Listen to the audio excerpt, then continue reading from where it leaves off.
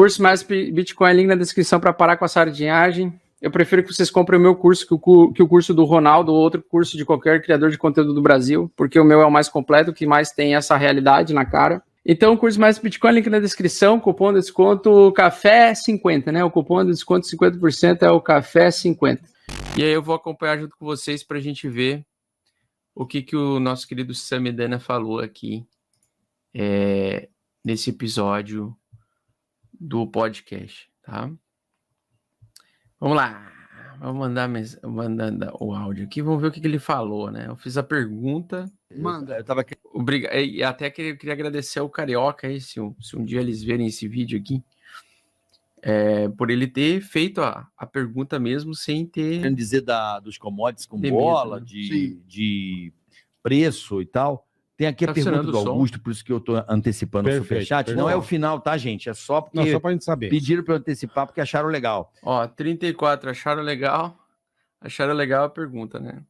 Pergunta pro Sami o quanto dói ver o Bitcoin, que ele sempre ignorou, valer 68 mil dólares por unidade e esmagar o dólar e o real. E o mesmo Augusto diz, Bitcoin representa a liberdade das pessoas para com o seu dinheiro e proteger contra a desvalorização de 50% do real a cada 2 anos.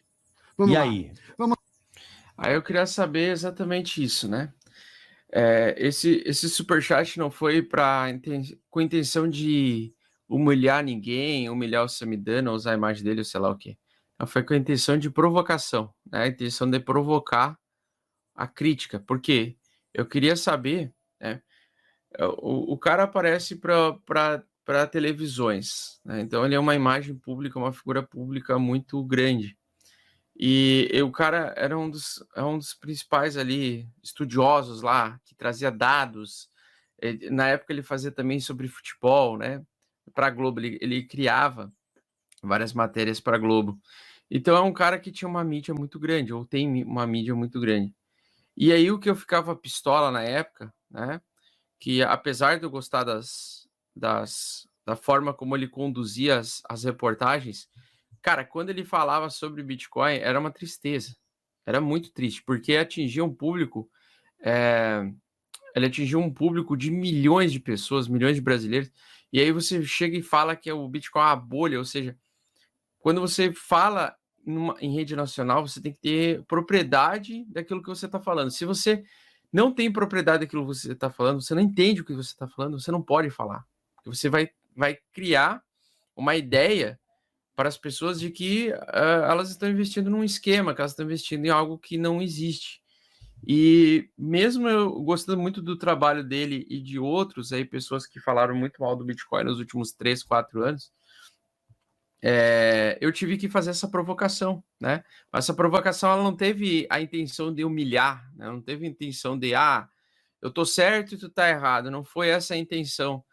Infelizmente as pessoas, algumas levaram para esse lado, mas o que eu queria atingir era, você tem que, eu quero ver se ele reconhece o erro, né? Eu quero testar a humildade dele. Vamos ver se ele reconhece o erro e se isso pode ter um efeito positivo para que depois ele mesmo que apareça numa televisão, sei lá, aleatória, ele mesmo corrija aquilo que ele falou. Basicamente essa era a intenção, né? Ser provocativo.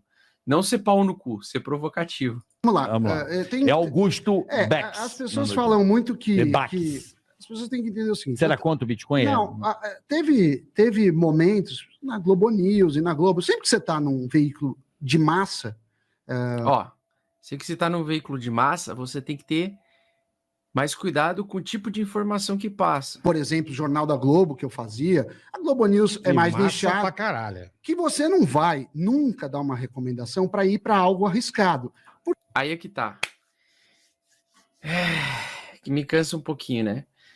A questão do arriscado é um pouco subjetivo. Por quê? Arriscado, se ele está se referindo à volatilidade, que o Bitcoin é volátil e as pessoas não estão preparadas para a volatilidade, e isso é um risco, tá certíssimo. Tá certíssimo. Mas se você vai para a TV, você tem que falar a verdade.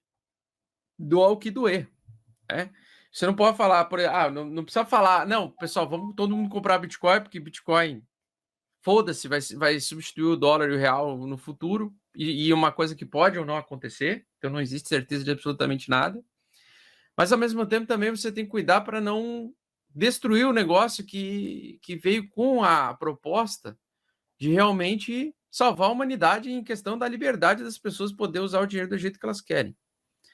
Então tem que falar o quê? Teria que falar na televisão da seguinte forma, teria que falar: Bitcoin é um novo sistema financeiro mundial que vem para tentar solucionar os problemas de centralização da humanidade em relação ao dinheiro, ou seja, você ter mais liberdade com o seu dinheiro, porém, ele tem na sua natureza uma característica de volatilidade. Tá? É diferente você chegar e falar, não, ele é arriscado porque ele é volátil, porque é uma bolha. É diferente, entendeu? São coisas. A forma de falar é diferente. Porque você tem pessoas que não entendem direito o risco. E você não vai falar bota em criptomoedas disso, tá? Não. Tá, eu entendi isso. Fora o que tem de golpe também. Não, né? não, mas o Bitcoin não é golpe, assim. Mas assim, Agora, isso aí, beleza. Ele falou, algo O que é o arriscado. Bitcoin? O Bitcoin é uma criptomoeda, é um ativo digital e na verdade, o Bitcoin em si não é risco, né? O risco é a mentalidade, a falta de conhecimento das pessoas em lidar com o ativo volátil. Esse é o problema. São pessoas que entram no ativo sem fazer gerenciamento, sem tomar uma decisão de saída, sem ter um plano de saída, um ponto de venda. e ele oscila com oferta e demanda. E eu já explico um pouco do preço. Eu quero entender Mas- para aquele cara que não tem noção.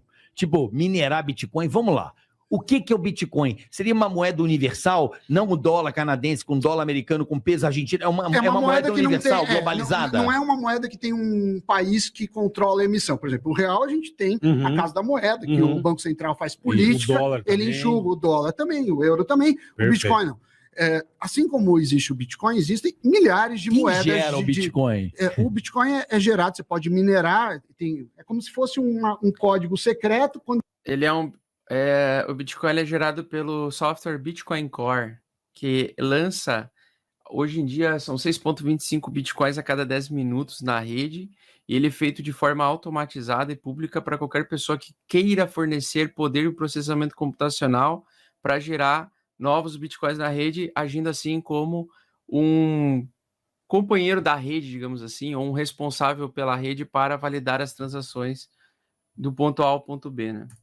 Ponto a ponto, você. no caso, né? O que é a mineração de ouro? Você fica lá com a picareta, Uhum. aí achou. Passa na peneira, pá. Achou, não achou. Beleza. Então é mais ou menos isso digital. Você fica tentando mandar senhas, um computador ou vários, Não. e quando acerta, O Bitcoin Core manda um desafio para a rede de computadores e a primeira máquina que conseguir resolver em até uma média entre 9 a 14 minutos o desafio é recebido como recompensa os Bitcoins. ganhou lá o Bitcoin. Então é mais ou menos essa engenharia Mano, que chama blockchain. Mas Não, mas ok, a blockchain é loucura, outra né? coisa. Vamos lá, a blockchain ela funciona desta forma com a validação das transações e geração dos blocos. Mas a blockchain, na verdade, é um livro contábil, razão, público, onde ele registra as transações da pessoa A para a pessoa, ou da carteira A para a carteira B, e faz isso de forma pública, assegurando que você está abrindo mão dos direitos daqueles dados e transferindo esses direitos para outro, e quem assegura isso é a rede blockchain. A blockchain é uma outra pegada. Essa eu não entendi, não, mas tudo bem, vamos lá. Mas, enfim, deixa eu voltar para a pergunta. E Ou aí, seja, em determinado momento, mostra que ele leu de forma rasa sobre isso. bem que eu falei, o Bitcoin, ele tem muito risco e eu acho que tem bolha. Tá, o que ele está falando que acha que tem bolha, ele tem razão. Bitcoin ele tem períodos de bolha, né? Que são as grandes explosões, digamos, de realizações de lucro, institucionais realizando lucro e assim por diante. Ele tem realmente esses períodos cíclicos de bolha, né? Eu sempre chamo que a bolha, o Bitcoin sempre tem uma bolha que estoura, mas ele nunca morre, né? Ele tem ciclos de bolha, de períodos de desvalorização de 80% em um ano. Foram só 2, na verdade, até hoje. Mas ele tem períodos em que realmente a oferta ela fica muito elevada e a demanda cai muito, né? Porque chega o seguinte, tem gente que comprou o Bitcoin a $100. Aí o Bitcoin agora vai valer $100 mil, por exemplo. Cara, em algum momento, alguns desses holders antigos aí vai começar a realizar, assim como fizeram lá em 2017, compraram um Bitcoin a $100, 2 anos depois estava $20 mil por unidade. Um bagulho sobrenatural. Então, logicamente, vai ter esses momentos de realização. Então, quando ele se refere à bolha, é porque o Bitcoin ele também tem o processo de ciclos, tal como a economia funciona como um todo, né? Só que por ser um mercado menor, é mais intenso esse negócio. E à medida que vai passando o tempo, a tendência é o mercado ficar cada vez maior, ele continuar sendo volátil, mas a volatilidade não ser tão violenta, né? E de fato, depois ele chegou a cair muito, e eu acho que se fez bolha, e depois não, ele se Como assim se fez bolha? mostrou muito sólido. E nos últimos tempos, principalmente na pandemia, os governos têm injetado muito dinheiro. O real se desvalorizou muito. Aliás, o real é a terceira ou quarta moeda que mais se desvalorizou nos últimos 2 anos. E aí vocês estão conscientes, né?